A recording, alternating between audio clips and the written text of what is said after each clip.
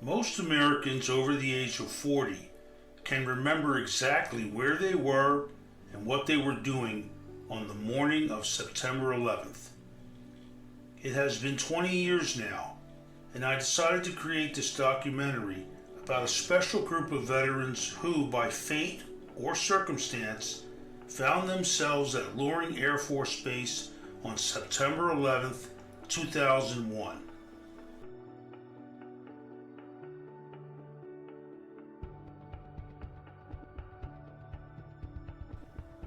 In order to promote the coming reunion and to try and have as many local people attend that were associated with the 3080th Aviation Depot Group, I and other reunion organizers were interviewed by the local newspaper.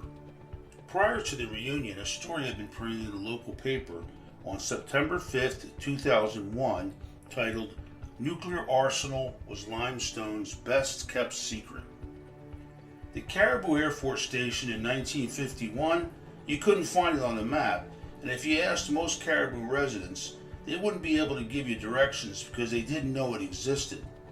The top secret military installation was built by the federal government to store and transfer nuclear weapons. The men of the 3080th Aviation Depot Group were responsible for the operation of the base. This weekend, they're holding a reunion at the former Loring Air Force Base NCO Club.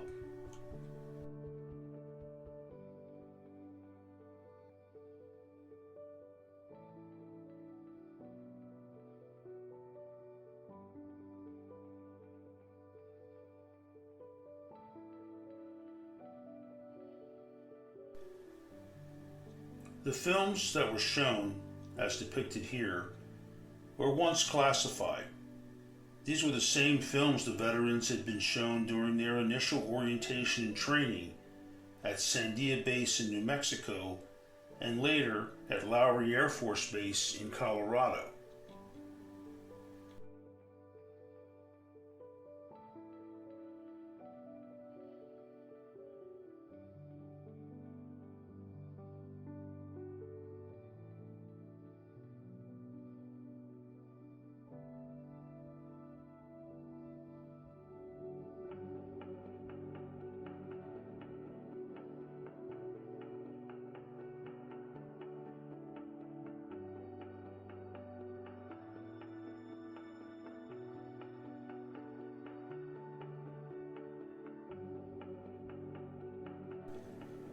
On the morning of September 10th, 2001, the reunion attendees all met at the Loring Air Force Base NCO Club. The 3080th Aviation Depot Group reunion attendees then boarded a bus for the tour of the remains of the Caribou Air Force Station. As the bus tour continued to many parts of the station, many of the Caribou Air Force Station veterans and their wives were interviewed by some local media representatives who had come along for the tour. We returned to the Loring Air Force Base NCO Club early in the afternoon. It had been a rewarding and informative morning for everyone who had attended the tour.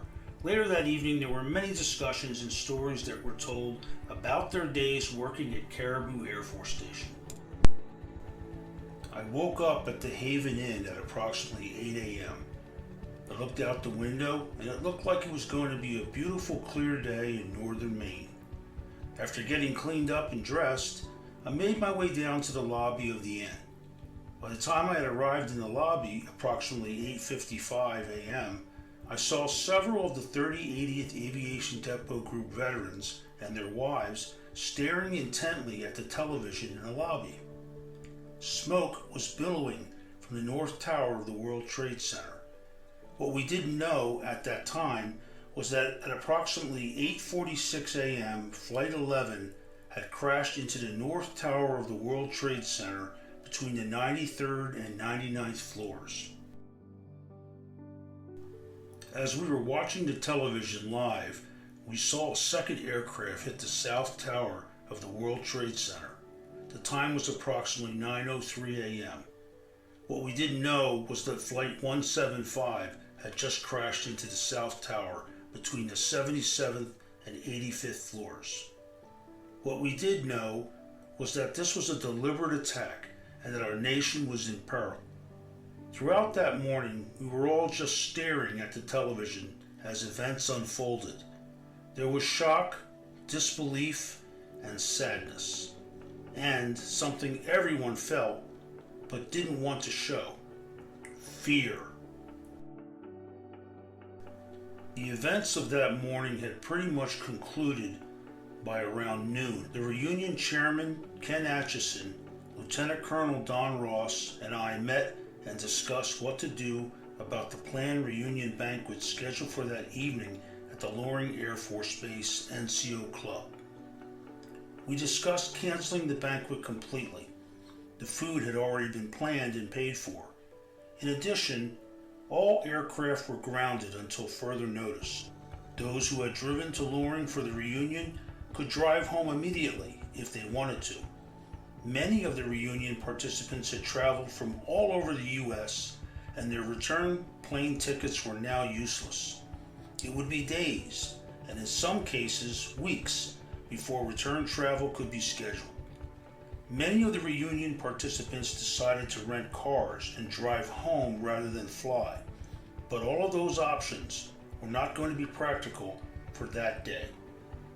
My take on this situation was this: if we cancel our banquet, if we don't celebrate our reunion together, if we gave all of that up, then we are letting the terrorists win. They want us to live in fear and to not live our lives as we choose to. The decision was made. The banquet would go on as planned. There was a great turnout for the banquet on that evening of September 11th, 2001. We began the banquet with a prayer for all those who had perished that day, all of the veterans of the 3080th Aviation Depot Group that had previously passed and were no longer with us, and prayers for the nation in these trying times. The planned speakers for the banquet included the reunion chairman, Kenneth Atchison, Lieutenant Colonel Don Ross, and myself. The evening provided an opportunity for fellowship and a few hours of some needed distraction from the horrific events of the day. Many of the reunion participants were stranded in northern Maine for days after September 11th. Some waited until a rental car was available in Presque Isle in order to return to their home states. Still, others made the best of the situation and returned to their homes when a flight became available. In the days and weeks after September 11th, 2001, several stories about the reunion were published in local newspapers. One story was titled, "Cold War Caribou Base Workers Reunite." Another was titled, "Retired Military Converge on Old Caribou Air Force Station." Of course, these stories were buried deep within the newspapers as the events of September 11th became the news of the day for many weeks to come.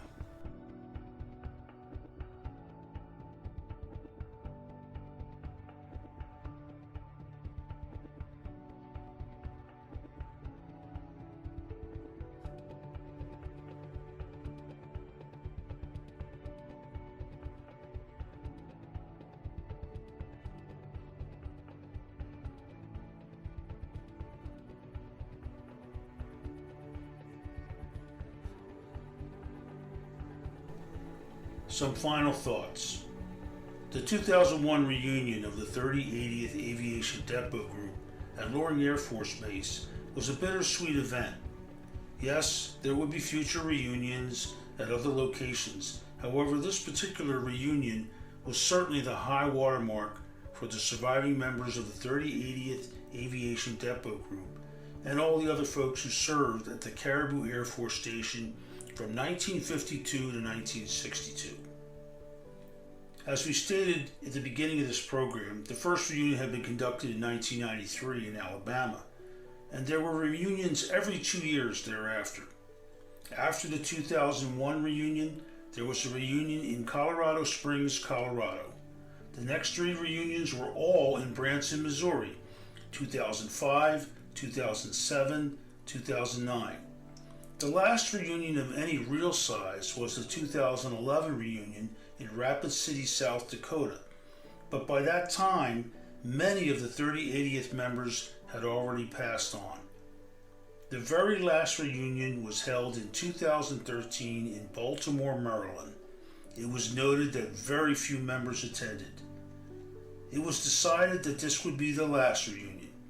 Since the reunion of September 2001, so many members of the 3080th Aviation Depot Group and others associated with the Caribou Air Force Station have passed away.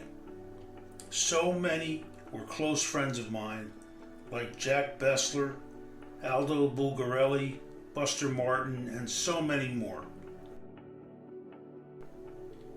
In this photo is Lieutenant Colonel Donald Ross, then Major, at his desk at the Comm Ops building at Caribou Air Force Station during the time it was in operation.